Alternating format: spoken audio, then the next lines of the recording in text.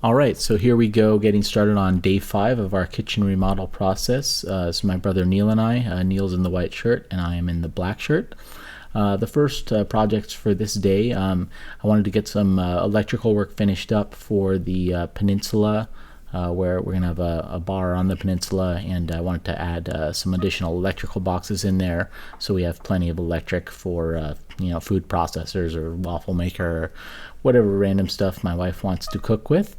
So the other project here, besides the electrical, we wanted to get started on right away is cutting open this passageway. You saw I was showing off my kitchen plans from Photoshop there. I needed to check that regularly during the project to make sure we were making the cuts in the right place and putting the electrical in the right place. So here you see Neil and I are working on breaking up. We decided to extend this passage between the dining room and the kitchen vertically more too. We'd already expanded it about 16 inches horizontally, and we wanted to go ahead and bring it up about 2.5 feet further vertically as well, and make it an even sort of spacing on the left side. It's 24 inches. It's going to be the same depth as our countertops here, and so we wanted to have it be about 24 inches down from the ceiling too, and just really open up the space here. So here you see I'm taking an oscillator tool. This is a Bosch oscillator. And I think I'm using actually the wood cutting tool. There's a couple tools you can use for cutting sheetrock, but I found the wood cutting tool was really quick and made nice smooth even lines.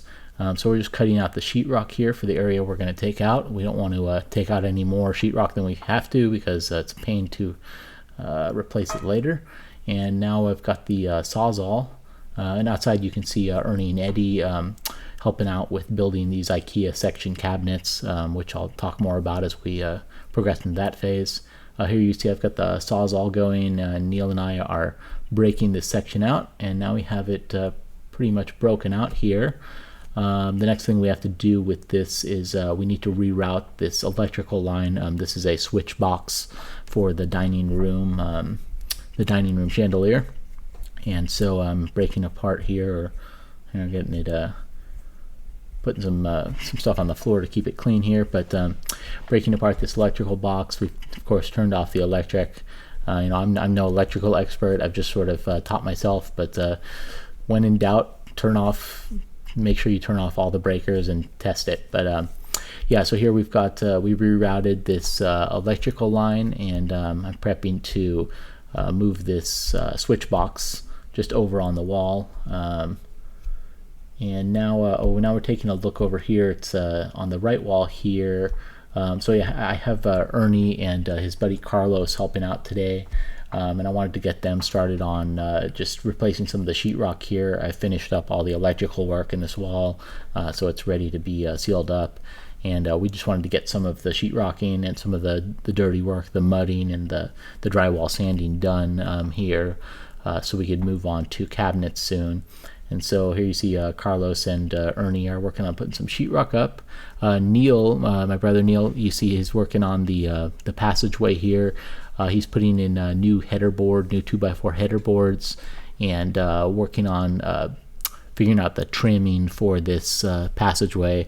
One of the things that I never really added in my time estimates was all of the time we would spend on trimming and the finishing work.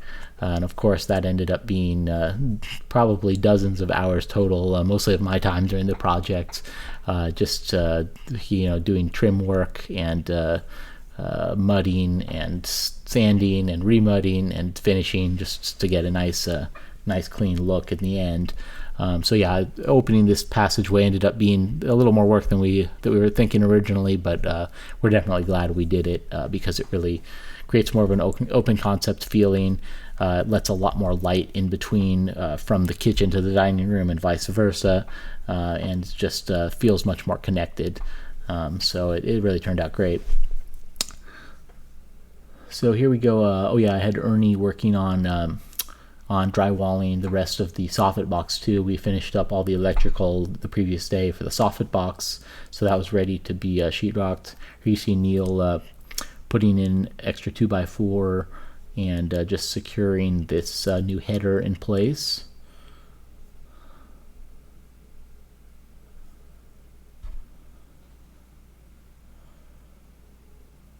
And now you can see I'm working on the electrical box. Just I think I had to make another Home Depot run. I probably did in 3 or 4 runs to Home Depot this day too. There's just a constant need for random little items that you don't think about, little electric box pieces and stuff. But yeah, here I'm just working on putting the switch box in for the dining room. Ernie is working on the drywalling for the soffit box. You can't really see it in this shot, but I think we probably look up in a little bit and you'll see the soffit box is all framed in with drywall. There you can see it a little bit.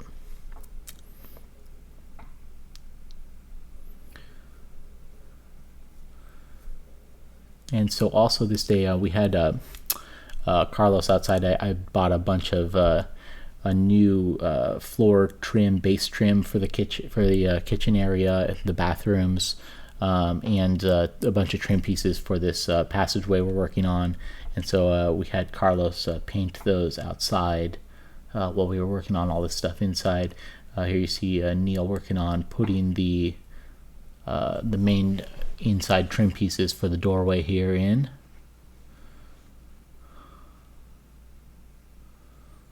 And here I'm just finishing up some electrical work.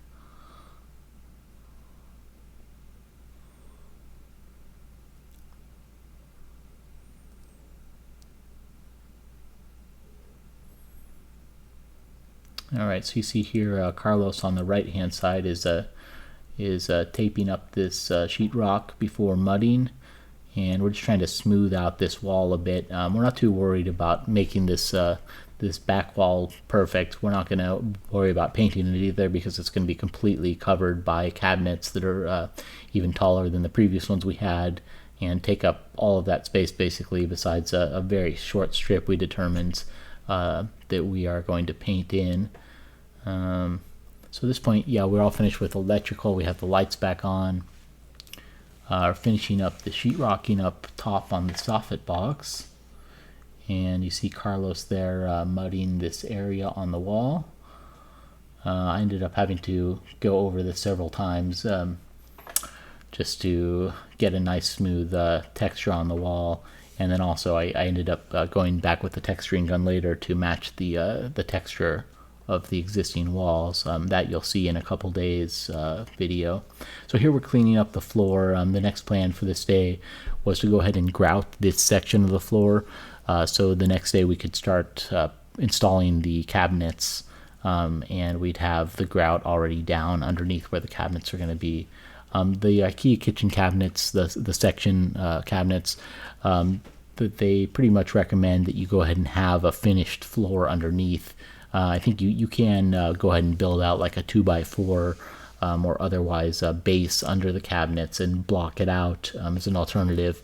But we decided to go ahead and go with the finished tile floor underneath, since we were completely demolishing down to the slab anyway. And just in case there's ever leaks on the floor or whatever, we have a nice solid surface underneath that's waterproof. So here Neil's preparing to do grout work, and you see there he goes on the grout, spreading it all out. I'm up top here with the soffit box. The sheetrock is up. I'm just installing some edge rails on the soffit box. The edge rails just connect the horizontal and the vertical pieces of sheetrock together and create a perfect 90-degree edge. So when we mud over it later, it's nice and solid and there's no discrepancies in the edge. So here you see Neil quickly progressing on the grout. It's basically a constant stages of grouting, doing initial sponge cleaning, and then also doing a finishing pass with the sponge, where you basically get a perfectly clean sponge every time you go back to the bucket and do one single wipe and then back to clean off the sponge. And so Neil's got this technique down perfect and can do this stuff very quickly, and make sure that there's no weird grout residue left over on the tiles that dries, and that all the grout is even in all the joints. So the keys to the grouting really well is definitely you always need to have a couple buckets of fresh water, and the water goes bad very quickly when you're grouting and tiling. So here you see him doing a whole bunch of single swipes where he'll clean the sponge off, swipe again, and he's just trying to make sure that all of the random grout residue gets off the top of the tile so it doesn't dry on there and you don't get a weird sort of filmy surface on the tile. At this point, it's about 9 o'clock at night, and that does it for day 5, and the construction continues on the next video for day 6.